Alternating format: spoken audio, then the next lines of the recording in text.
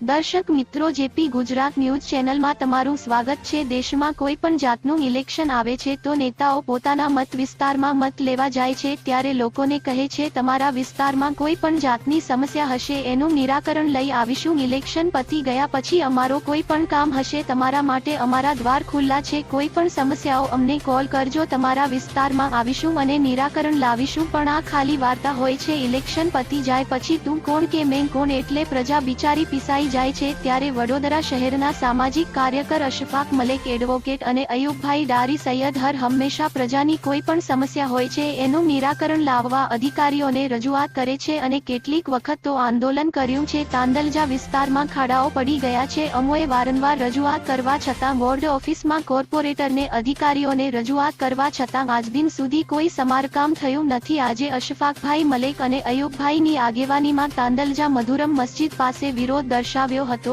આવનારા દિવસમાં આ સમારકામ નહીં થાય તો મોરચા સ્વરૂપે અધિકારીઓ અને કાઉન્સિલરનો ઘેરાવો કરીશું તેવી ચીમકી ઉચ્ચારી છે। રિપોર્ટ તંત્રી હનીફ મંસૂરી।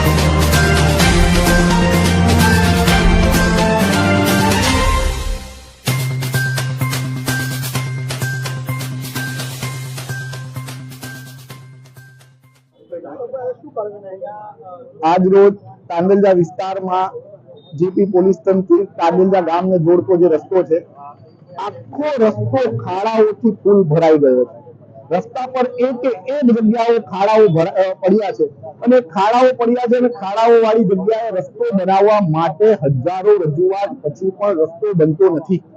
એટલે આજે ના છૂટકે ને ના ઈલાજે અમારે મજબૂરીમાં રસ્તા બનાવતા નથી, એટલે રસ્તા ઉપર જે ખાડા પડ્યા છે, ખાડાઓમાં છોડ ઉગાડી વૃક્ષારોપણનો કાર્યક્રમ કર્યો છે। આ વૃક્ષારોપણના કાર્યક્રમનો હેતુ એક જ છે કે જે ખાડાઓ પડ્યા છે એ ખાડાઓની અંદર લોકો તકલીફ વેઠી રહ્યા છે, પરંતુ પ્રજાના પ્રશ્નોને આ કોર્પોરેશનના અધિકારીઓ, કોર્પોરેટર, કમિશનર તમામ લોકોને રજૂઆત કરી છે, કોઈ સાંભળતું નથી સાંભળતા તો અમારે રોડ નથી જોઈતો ભાઈ, તમે આ રસ્તાને અમે લોકો વૃક્ષારોપણ કરી અને નર્સરી બનાવી દઈશું। તમારી કોઈ જરૂર નથી, જો તમારે કામ જ નથી કરવું પણ અમારી પાસેથી ટેક્સ વેરો લેવામાં ના આવે એવી અમારી રજૂઆત છે।